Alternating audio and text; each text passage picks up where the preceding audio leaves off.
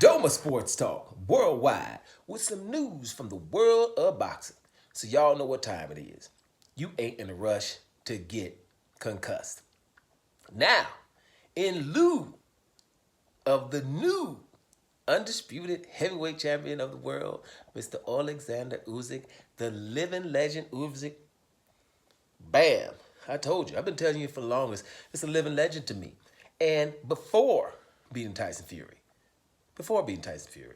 you know how I roll. I know everybody, always talking about what people still got to do, what they haven't do, who they didn't face, and all that old crap. With Oleksandr Usyk becoming undisputed cruiserweight, and the way he did it by beating everybody in their backyards, I'm never forgetting that. Whatever. I know I say the names every time, so everybody, just in case you knew, went to Berlin to beat Marco Huck, went to Latvia to beat Maurice Briedis, went to Russia to beat Mori Gasev to become undisputed. And those are all awesome people. Was in the tournament when the tournament was on the 8 best of the best in that division at that time. Other people ain't doing that. Most of the people we love wouldn't even enter a tournament like that. Then to beat Michael Hunter before the tournament, to become a cruiserweight champion by beating Glowacki, an undefeated Glowacki in Poland before that, and then after that, beating the hottest dude in or around his division in Tony Bellew in Manchester. Right? Going to his crib. Now at heavyweight, shoot, he's beating the guy we think was the hottest one right now, Anthony Joshua. Beat him twice. Smaller than him. Right? One time in his backyard. Now, the guy they were trying to say was the best heavyweight we've seen in a long time, even though he is 6'9", 270. And has cheated on several occasions, but that's who they wanted to anoint as the best one, so you can't take it away now. Dude outweighed old boy again by about at least 25 pounds, or if not more, 223 to 223, about 30 pounds, 260 something. Well, shit, 40 pounds. So to go in there and beat big old Tyson Fury, and beat him convincingly, damn it, what would be the consequence for that? Number one, pound for pound. And we ain't going to argue here. Okay? Oleksandr Usyk, number one, pound for pound. He should have been in front of some people a whole long time ago because of his level of opposition and going in their backyard to do it. Number one, pound for pound. Only this is Ring Magazine, who I ain't going to agree with. Because let me tell you, when I talk about Ring Magazine, I ain't going to act like I don't remember. Racist emails for them to Oscar De La Hoya, calling your boy Al Heyman the N-word.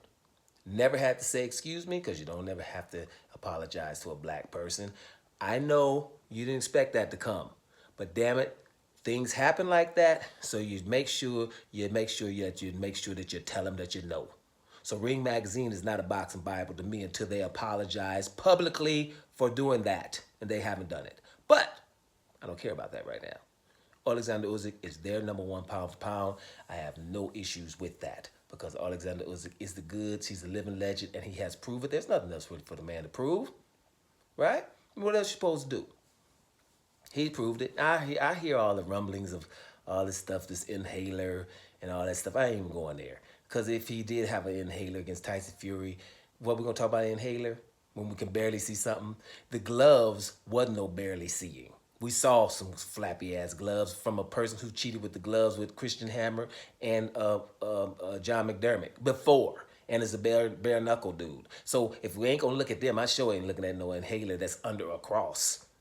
Better come up with some better information than that. Plus, you bigger anyway. You cheated all the time. So whatever with that.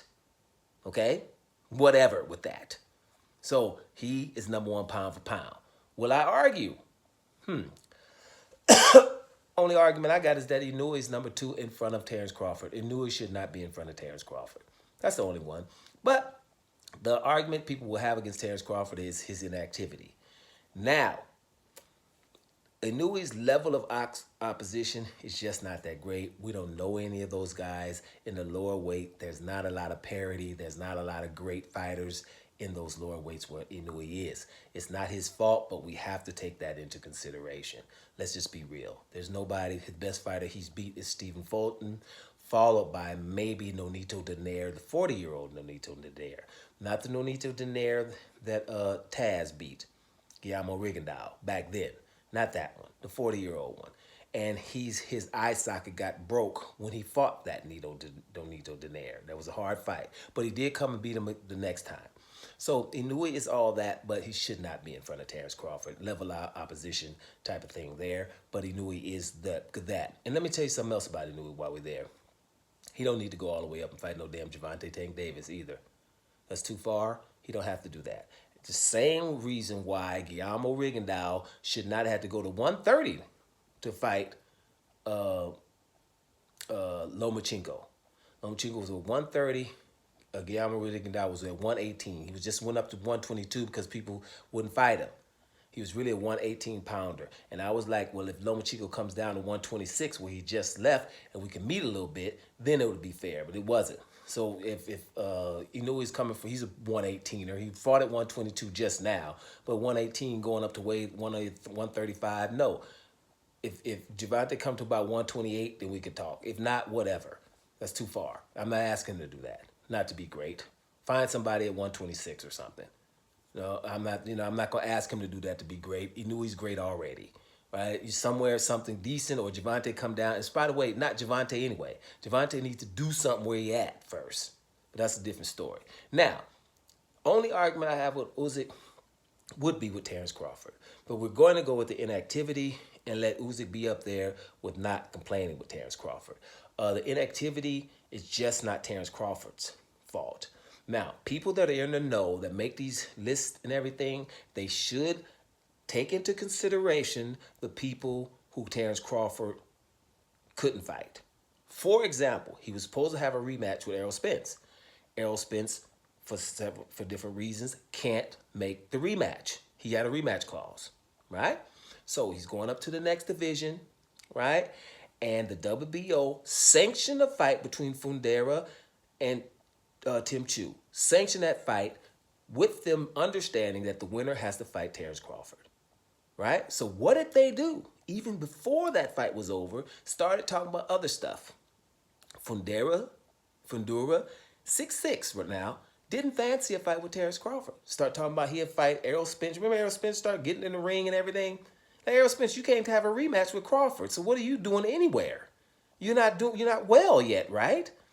He but put in the ring with Fundera, and Fundera was thinking about fighting him, dropping the belt that the fight got sanctioned for. And Tim Chu is that guy that, if he beat Fundera, he was going to be in the top 10 pound for pound too, right? He was not even an awesome guy with that, stoic type of personality, ain't scared of nothing kind of personality. He had reservations about fighting Terence Crawford. And I haven't even mentioned the undisputed guy in Jermell Charlo, who we know had reservations about fighting Terence Crawford. So we all know that. Those need to be taken into consideration.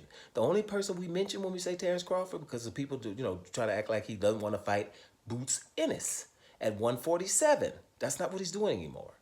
Plus, when he was at 147 and offered Boots Ennis the fight, Boots Ennis and Virgil Ortiz had an opportunity to fight him. Virgil Ortiz went to go fight somebody for a regular championship instead of trying to fight Terence Crawford when he was his mandatory. Boots Ennis, the ones that you keep mentioning, had an opportunity to fight him but didn't do it because he was saying he was something about Showtime. He didn't want to do it. So he had an opportunity at 147. So now he's at 154. And at 154, the baddest ones there, the Jermell Charlos of the world, the Fundoras, and the Tim Chus had reservations. So when all those reservations, if you factor those into the equation, then you have an argument for Terence Crawford still being number one pound for pound. But because this is an Oleksandr Usyk video, and we're going to say all hail Oleksandr Usyk, we're going to leave him at number one. But I do have an issue with Terence Crawford not being number two. Other than that, bam! Doma Sports Talk worldwide. Congratulations, Oleksandr Usyk, you living legend. And we up out of here, y'all.